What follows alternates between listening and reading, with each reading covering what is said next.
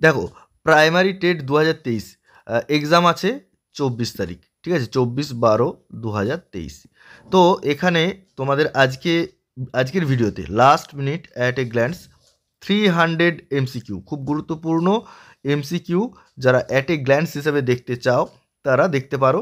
হয়তো 300 এমসিকিউ আমি হয়তো এই ভিডিওর মাধ্যমে বলতে পারবো না, কারণ অনেক সময় লেগে যাবে। তবু যতটা পারবো আমি বলে দেবো।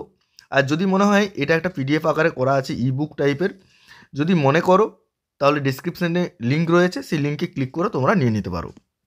চলো একবার কোশ্চেনগুলো দেখে নিই, ঠিক আছে। তো প্রথমে রয়েছে দেখো, জীব বৈচিত্র্য আইন কবে প্রণয়ন করা হয়? এখানে অপশান রয়েছে, অপশান এ 2002 সাল, অপশান বি 2003 সাল, অপশান সি 2004 সাল, অপশান ডি 2005 সাল। তো এখানে উত্তর হবে অপশান এ। এখানে কিন্তু উত্তরগুলো আমাদের দেওয়া আছে, ঠিক আছে, কারণ এটা আমাদের অ্যাট এ গ্ল্যান্স, ঠিক আছে, এক নজরে দেখবো, একবার জাস্ট আমরা চোখ বুলিয়ে বুলিয়ে যাব, সেই জন্যই। এরপর রয়েছে দেখো, পরিবেশ সংরক্ষণ আইন কোন সালে তৈরি করা হয়েছিল? এখানে উত্তর হবে ডি 1986 সালে। পরের কোশ্চেনটা দেখে নাও, নিম্নলিখিত কোন বিষয়টি পরিবেশ আইনের উদ্দেশ্য নয়? এখানে তাহলে কোশ্চেনের অপশানগুলো পড়তে হবে, যে 1 জনসংখ্যা বৃদ্ধি নিয়ন্ত্রণ করা, জীববৈচিত্র্য সংরক্ষণ করা, বায়ু দূষণ নিয়ন্ত্রণ করা, গচ্ছিত সম্পদের সংরক্ষণ করা। তবে এখানে উত্তর হবে এ, জনসংখ্যা বৃদ্ধি নিয়ন্ত্রণ করা। পরের কোশ্চেনটা দেখো, 4 নাম্বার, স্বাধীন ভারতে অরণ্য সংরক্ষণের জন্য কোন সালে আইন তৈরি করা হয়েছে? এখানে উত্তর হবে অপশান এ, উত্তর আমাদের দেওয়া আছে 1980 সালে। পরের কোশ্চেনটা দেখো, পরিবেশ সুরক্ষা সম্পর্কিত প্রথম বিশ্ব সম্মেলনটি কোথায় হয় এবং কবে হয়? এখানে উত্তর হচ্ছে এ, 1972 সালে সুইডেনের স্টকহোম শহরে। তো এইগুলো একটু মনে রাখতে হবে। গ্রিন হাউস প্রভাব নিয়ন্ত্রণ করার জন্য কোন আন্তর্জাতিক চুক্তি হয়েছে? এখানে অপশান রয়েছে কিয়োটো চুক্তি, মন্ট্রিল চুক্তি, আর্থ সামিট চুক্তি, বিশ্ব পরিবেশ চুক্তি। তো এখানে উত্তর আমাদের দেওয়া আছে এ, অর্থাৎ আমরা এখানে উত্তর করে নেব কিয়োটো চুক্তি। পরের কোশ্চেনটা দেখো, ইপিএ এর পুরো নামটি কি? এক আছে environment protected agency, environmental protection academy, option C environmental protection agency, ডিতে রয়েছে আর্থ প্রোটেকশন এজেন্সি। এখানে উত্তর আছে সি, এনভায়রনমেন্টাল প্রোটেকশন এজেন্সি। মনে রাখবে এই এজেন্সির কথা শুধু নয়, দেখো এখানেও যেমন প্রোটেক্টেড করা আছে, তো এই দুটো খুব কাছাকাছি, তো একদম সঠিকভাবে জানাটা প্রয়োজন, না হলে কিন্তু উত্তর ভুল হয়ে যাবে, ঠিক আছে। এরপর 9 নম্বরে দেখো, পরিবেশ দূষণের মান নির্ধারণের জন্য শব্দ দূষণের সূচক ধরা হয়েছে কত? 90 ডেসিবেল, 65 ডেসিবেল, 85 ডেসিবেল, 60 ডেসিবেল। তো উত্তর আমরা অনেকেই জানি এটা 65 ডেসিবেল, ঠিক আছে। পরের কোশ্চেনটা দেখে নাও, পরিবেশ প্রভাব মূল্যায়নী আদেশনামা প্রণয়ন করা হয় কত সালে? অপশান এ 1994 সালে। তারপরে দেখো, পরিবেশ সুরক্ষা আইন 1986 যে ধারায় আইন অমান্যকারীকে শাস্তি প্রদানের বিষয়টি বলা হয়েছে সেটি হলো কত নম্বর ধারা? 18, 25, 12, 15। এখানে উত্তর হচ্ছে 15 নম্বর ধারা, ঠিক আছে। পরের কোশ্চেনটা দেখে নাও, যে দুর্ঘটনা থেকে শিক্ষা নিয়ে ভারত সরকার পরিবেশ সুরক্ষা আইন 1986 প্রণয়ন করে সেটি হলো, এক হচ্ছে ভোপাল গ্যাস দুর্ঘটনা, 2 হচ্ছে চারনোবিল দুর্ঘটনা, সি হচ্ছে অমৃতসর দুর্ঘটনা, ডি হচ্ছে রেল দুর্ঘটনা। এই চারটের মধ্যে এখানে উত্তর হবে ভোপাল গ্যাস দুর্ঘটনা। পরের কোশ্চেনটা দেখো,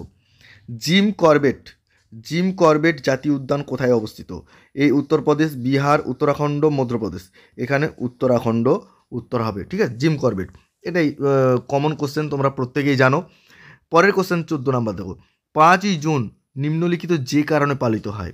এখানে উত্তর হচ্ছে বিশ্ব পরিবেশ দিবস। পরের কোশ্চেন, ভারতবর্ষে ব্যাঘ্র প্রকল্প চালু করা হয় কত সালে? এখানে উত্তর হচ্ছে 1973 সালে। পরের কোশ্চেন, শিমলিপাল জাতীয় উদ্যানটি অবস্থিত মধ্যপ্রদেশ, উড়িষ্যা, রাজস্থান, মেঘালয়। এখানে উত্তর হচ্ছে উড়িষ্যা। পাঁচমারি বায়োস্ফিয়ার রিজার্ভ অবস্থিত কোথায়? উত্তরপ্রদেশ, মধ্যপ্রদেশে, রাজস্থানে, কেরলে। এখানে উত্তর হচ্ছে মধ্যপ্রদেশ। 300 কোশ্চেন বলতে তো অনেক সময় লেগে যাবে, ঠিক আছে। তো যতটা দেওয়া যায় ততটা দিচ্ছি, বেশি দিলে তোমাদেরও ভালো লাগবে না, ওই 20-30টার মতো আমি বলে দিচ্ছি। প্রাকৃতিক পরিবেশ সংরক্ষণ হলো জাতীয় উদ্যান, চিড়িয়াখানা, আর্বোরেটাম আর বীজ ব্যাংক। এখানে উত্তর হচ্ছে জাতীয় উদ্যান। আমাদের দেশের জাতীয় উদ্যানের ব্যবস্থাপনা নিয়ন্ত্রণ করে কে? না, এখানে হচ্ছে কেন্দ্রীয় সরকার। গরুমারা অভয়ারণ্য যে বছর জাতীয় উদ্যান রূপে ঘোষিত হয় তা হলো সি 1994 সালে। ঠিক আছে, পরের কোশ্চেন, ভারতে সংরক্ষিত হিসেবে জাতীয় উদ্যানের সংখ্যা হচ্ছে টোটাল 102টি, মনে রাখবে। পরের কোশ্চেন, কোনো প্রজাতিকে জাতীয় পার্কে বা অভয়ারণ্যে সংরক্ষণ করা হলে তাকে বলা হয় বি ইনসিটু সংরক্ষণ। পরের কোশ্চেন, ভারতে মৃত্তিকা সংরক্ষণে গৃহীত একটি পদ্ধতি হলো সি ফালি চাষ।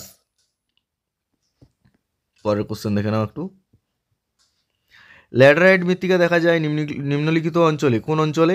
না এখানে পশ্চিমঘাট পর্বতের পশ্চিম ঢালে। পরের কোশ্চেন, কোন মৃত্তিকায় হিউমাসের পরিমাণ বেশি?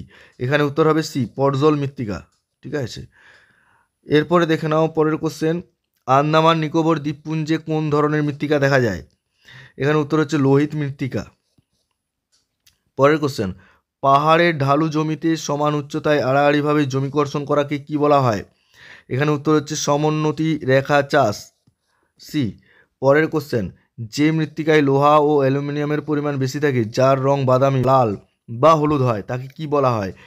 প্যাডাল ফার মৃত্তিকা। পরের কোশ্চেন চলে এসো, ঢালু জমির উপর দিয়ে প্রবাহিত জলধারার মাধ্যমে মাটির উপরিস্তর যখন অপসারিত হয় বা অপসারণ হলো, এখানে উত্তর হবে সিট ক্ষয়। ভারতে সর্বাধিক ইক্ষু উৎপন্ন হয় কোন মৃত্তিকায়? এখানে উত্তর হচ্ছে ভাবর।